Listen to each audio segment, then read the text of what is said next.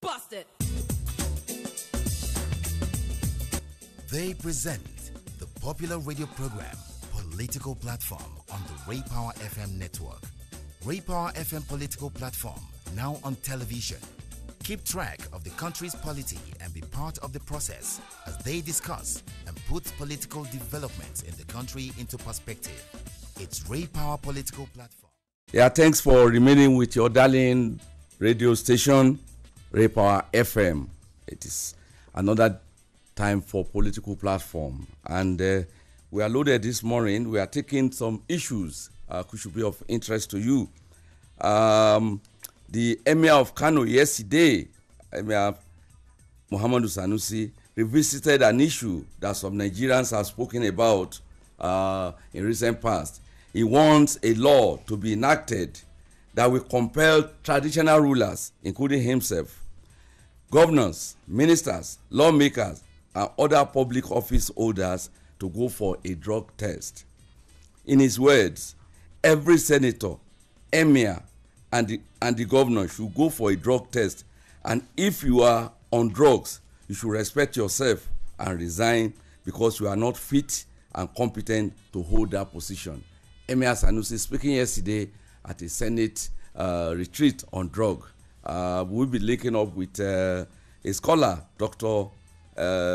Gabriel Moti of University of Abuja, to take a look at this issue that has now been raised again. Should our leaders go for psychiatric tests? Would that one determine their competence?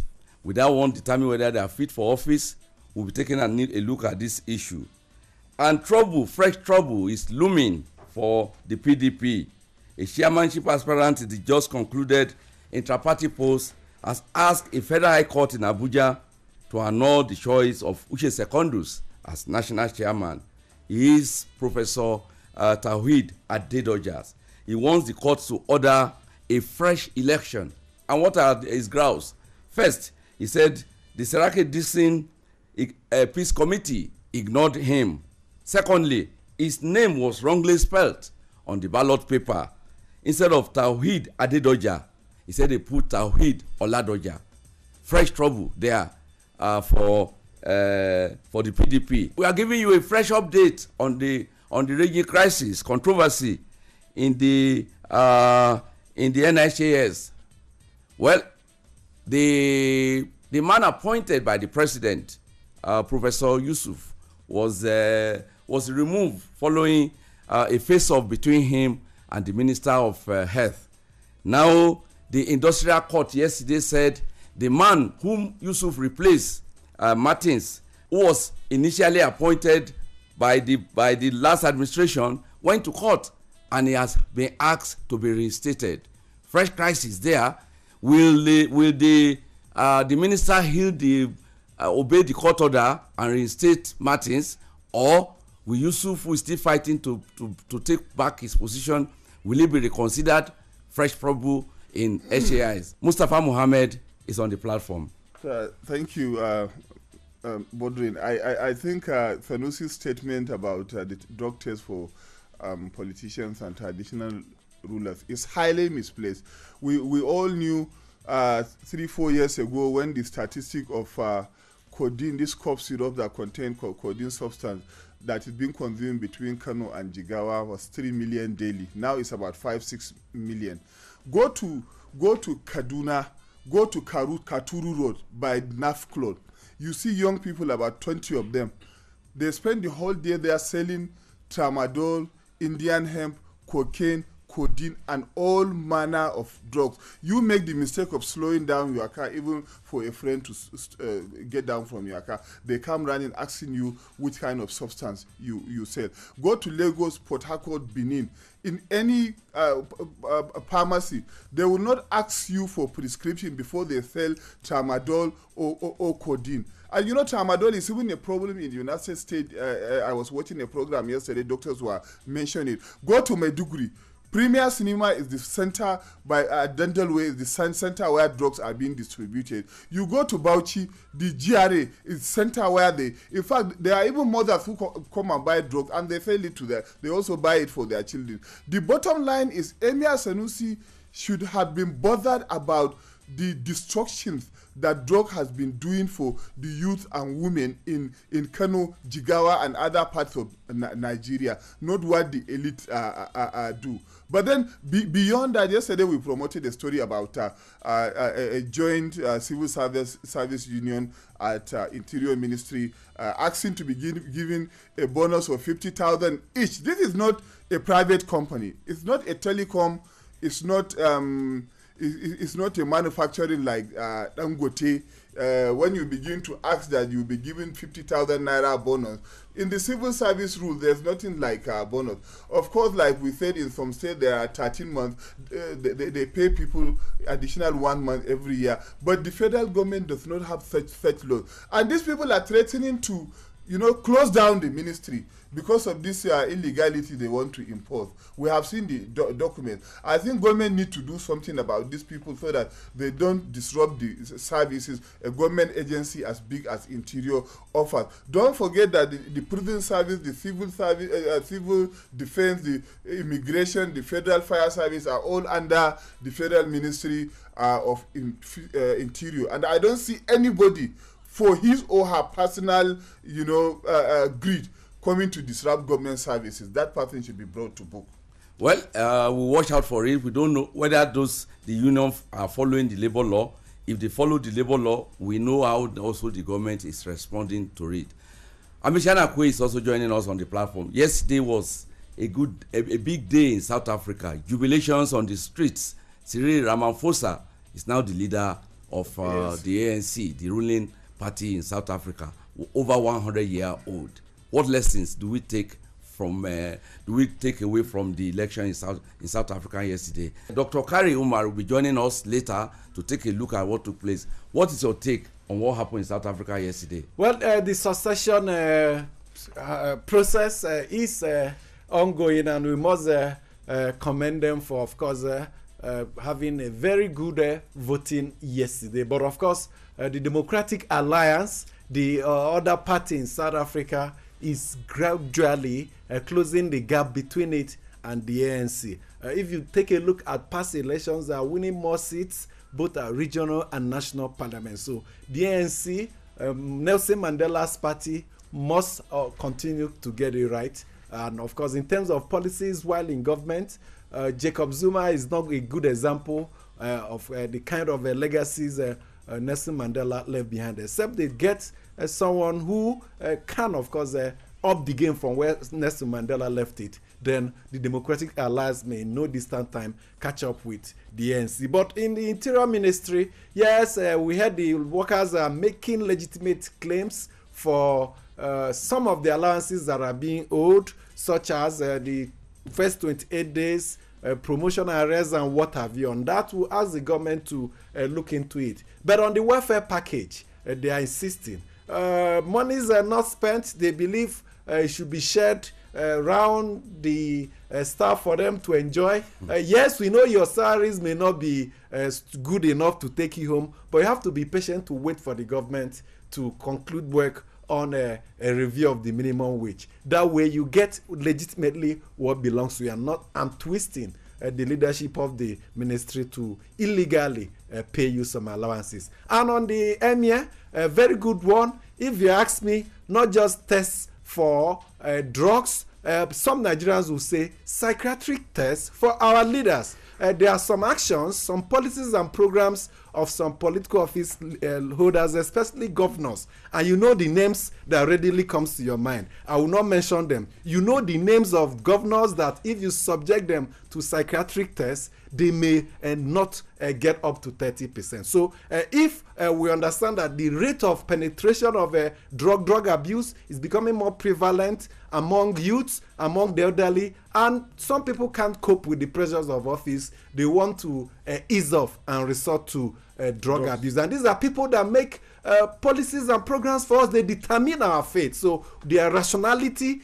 their health status, we must indeed ascertain before we allow them that privilege to be taking decisions for us. Yeah, the issue in the Interior Ministry reminds one of the common practice in the MDAs, the ministry, the agencies are parastatals. At the end of the year, there is usually amount of money that is left behind in the kitty, and from information in the past, that money is usually shared among, instead of returning it to the treasury, is free money for political office holder and the top civil servants there. Maybe that is why the civil servants in Ministry of Interior are asking that whatever is left in their kitty, it should also be shared. But I don't think if that is the... During Adua, this was brought to an end. At the end of the year, they returned the unspent money to treasury. But I think the dangers of these things, Mr. Baldwin, is that if you follow what they want, you're going to lay a very dangerous precedent. You introduce illegality.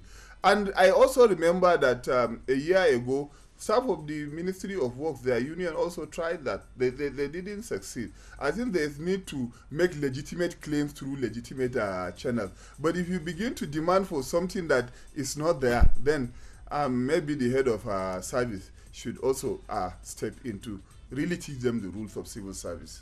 Yeah, before we come back to take a look at some of the issues we have raised, let's take your input of the letters we have written to us. Thanks. Welcome to the mail segment. I'm Amaka Okoro. And I am Etenikan Akipo. You're welcome.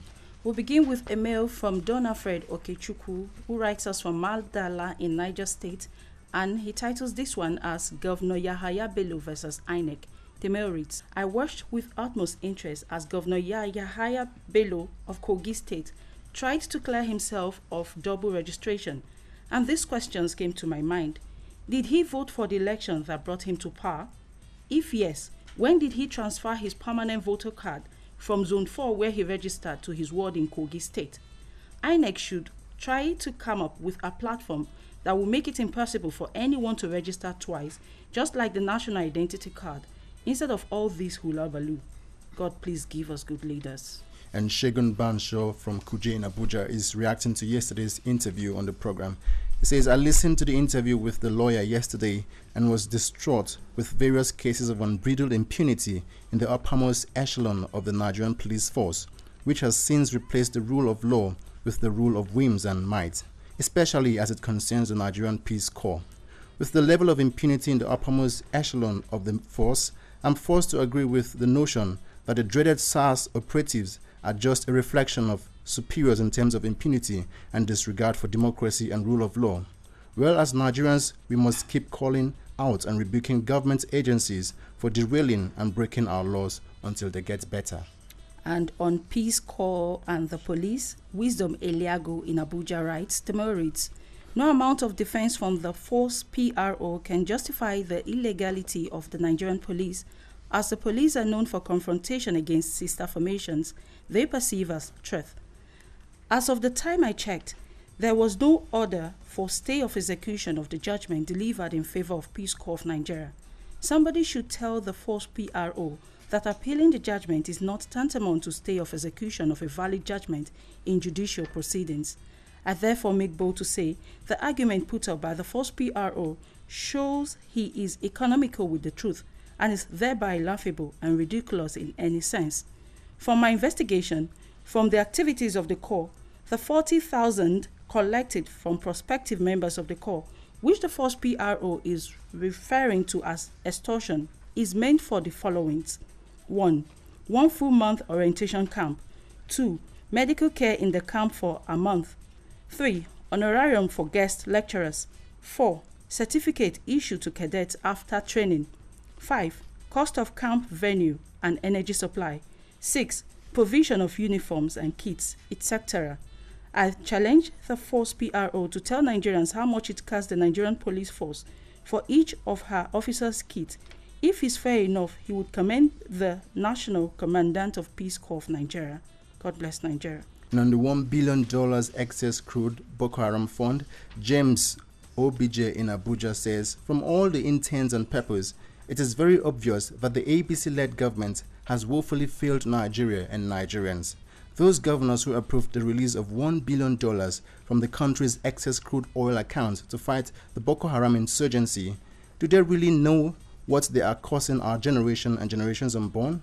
When we have state governors who cannot pay workers' salaries for over a year plus, and that is not even their major concern. At what point do we begin to lose our moral values when our leaders no longer have conscience? Is it not the same Boko Haram insurgency the Minister of Information and Culture, Lai Mohammed, has publicly come out to say on several occasions that it has been decimated?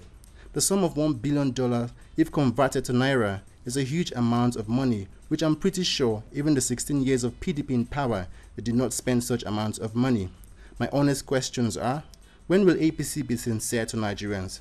Is it a crime that Nigerians voted them in power 2015? If $1 billion is spent for Boko Haram insurgency, then how much will APC spend to take the country out of poverty? How much will APC spend to create employment to the unemployed youths that are hovering the streets on a daily basis seeking for employment? May God help our country, Nigeria. And that will be it for the mail segment. Keep your mails coming. Send them to politicalplatform@yahoo.com. I need to say that Pengasin, perhaps Voice of Reasoning and Prevail, call off their strike. They didn't go on the strike they planned to embark upon. And so, but the fuel situation across the country is yet to improve. We now join Professor Gabriel Moti of University of Abuja. He's a professor of public administration, to ask him, for his view and reactions to the suggestion by the Emir of Kano. Prof, thank you for joining us. Thank you very much, Abadu. Yeah, what was your immediate reaction when you had the news yesterday of the Emir of Kano suggesting that our leaders, traditional rulers, leaders in all spheres of life should undergo drug tests? Yeah, it's really another statement to indicate that we really have been having poor governance in the country and in all our institutions. And sometimes it is as a result of the behavior and conduct of the leaders. And therefore, Emir Sanusi, like most Nigerians, feel that something may be mentally wrong with our leaders. Because they see good things elsewhere, they admire it, they try to copy it for themselves, but not for the citizens, not for the country. Yeah, let me ask you this question. One of the critical issues that have been raised since this Fourth Republic is that something is wrong, definitely wrong with our recruitment process. Unlike in the past, the First and Second Republic, when you have leaders who mentor people, and nobody is mentoring anybody now, and people just, the system throw up all manners of people who emerge in different places as public office holders. What do we do to reform our leadership recruitment process? I think you have mentioned it. This issue of mentoring, this issue of trying to set up a proper succession system is not there, especially in politics. And I think because we have outrightly monetized the whole political process and made certain offices so lucrative that everybody is clamoring for it, and every means that they can get to arrive at those positions, they get it. And the political parties themselves don't seem to have much control over their members and those who aspire for leadership. And so it's becoming a little bit difficult, but we need those mentoring. We need those people going through the ranks, learning some experiences to arrive at certain situations, and before they can take some leadership. Somebody just wakes up from nowhere, has never done anything, he becomes a councillor, a chairman, a member of House of Assembly, House of Rep, or even a senator. And so things are becoming really rough in the public service, and I think the mentoring is right. But Prof, going back to Prof, yes. Yes, the recommendation by the Emir, is this something that is new? Is it done elsewhere in any part of the world? And how do we administer the process? I know, for instance, that certain offices, certain paramilitary organizations, you're subjected to drug tests, sometimes a psychiatric test before you're employed. How do we administer this, and whether is a global standard to do for leaders? Yeah, there are certain institutions that require such things, and it is done quietly. We don't make much use about it. But for the public service, we have not had a law like that. We have not had a condition like that. But I know that it is because of the problems we are having that he has called us to do certain things. And all over the world, I don't think at that level political leadership at that level, or governance leadership, or being a king, or being a queen, you have to go through it. But I think he's just saying so because of the prevalence of drug addiction in the country. And it's not just the elite. He is targeting the elite because maybe he belongs to that. Look, our youth are in drugs all over the world. I mean, all over the country. Go to the villages. They are planting, smoking, and selling marijuana, selling all forms of drugs. Some out of, because they say they don't have jobs. Go to Zone 4 here in the evening. You stop and that's you in Abuja. Yes, in Abuja here. You want to do some transaction. And the young boys in tattered dresses will rush to your car and be asking you which drug do you want. Sometimes it's quite embarrassing, but that is the level. Do you see the call on the government to do this test for political leaders and the emirs as a failure of focus? Because I quite agree with what you said about the youth. Before we interviewed you, I mentioned about 8 locations in Nigeria, both in South and North, where the drugs are being sold freely in the street, and the regulatory agencies have gone to sleep. Yeah, you see, even our regulatory agencies, I think they are overwhelmed. You hardly hear of NDLEA now, maybe even in our villages, in our cities, and so on and so forth. Perhaps maybe they don't have enough personnel or they don't have enough security. They may be doing their best. But I'm saying that best is still not enough to handle the situation we are in. And so it's a very big prevalent situation. And that situation, those young people actually graduate. Even in the universities where we are.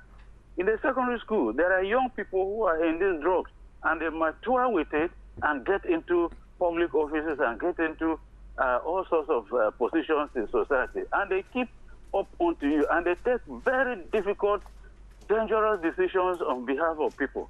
And I think he has a problem, but we need to sit down and actually look at it. Do we need a law generally to cover these things? Thank you very much for your contribution to the program. We hope and wish to speak with you again very soon on some other topical issues. Thank you so very much. Professor Gabriel Moti, Professor of Public Administration at the University of Abuja. We are now joining another scholar at the same university, University of Abuja, on the election, the ANC leadership election yesterday. Dr. Kari Umar. Dr. Kari Umar, thanks for joining us. It's a pleasure. Yeah, election took place yesterday in South Africa. There was jubilation on the streets. The one-time Labour leader turned boardroom politician and now active partisan politician Cyril Ramaphosa emerged as the new leader of the ANC, the over 100-year-old party. What does this represent in the political history of South Africa? Yeah, it has. It appears to me that very soon it is going to be a new dawn in South Africa.